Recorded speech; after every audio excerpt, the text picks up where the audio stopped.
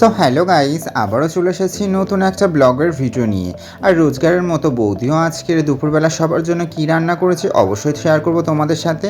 তো এখানে তোমরা দেখতে পাচ্ছ মাছের মাথা দিয়ে কুমড়ো চচ্চড়ি করেছে, আর তার সাথে কাঁচা পেঁয়াজ কাঁচা লঙ্কা দিয়ে মূলো শাক ভাজা, আর তার সাথে ছিল বাবার জন্য পাতলা আলু দিয়ে মাছের ঝোল।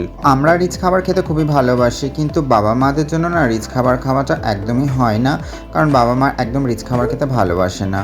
তো যাই হোক, আমি এখানে মূলো শাক ভাজা নিয়ে নিয়েছিলাম, আর দিন দিন এত ভালো ভালো খাবার রান্না হচ্ছে যে আমার ভাতের পরিমাণটা বেড়ে যাচ্ছে।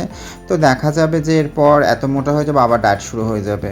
তো যাই হোক, যখনই মূলো শাক আমি ভাজা খাই তার সাথে একটু কাঁচা সর্ষের তেল, লবণ আর কাঁচা লঙ্কা আমি ভাতের সাথে মেখে নিই। এগুলোর সাথে মূলো শাক ভাজা একসাথে মিক্স করে তার মধ্যে একটু কাঁচা লঙ্কা দিয়ে খেয়ে দেখো, সত্যি খুব ভালো টেস্ট লাগে।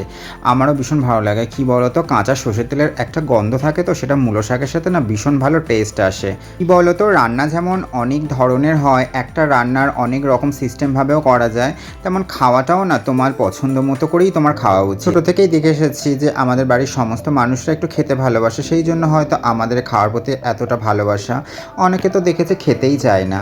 তো যাই হোক, আমি এখানে নিয়ে নিয়েছিলাম বাবার ওই পাতলা মাছের ঝোল আর এক পিস মাছ। কি বলতো, বড় সাইজের মাছ নিলে তার একটা টেস্ট থাকে, কিন্তু তার থেকেও বেশি আমার টেস্ট লাগে ছোট ছোট সাইজের মাছগুলো। যাই হোক, ভিডিওটা আজকের এই পর্যন্ত ছিল। তোমাদের কেমন লাগলে অবশ্যই কমেন্ট করো, আর ভালো লাগলে অবশ্যই কিন্তু একটা লাইক করে দিও।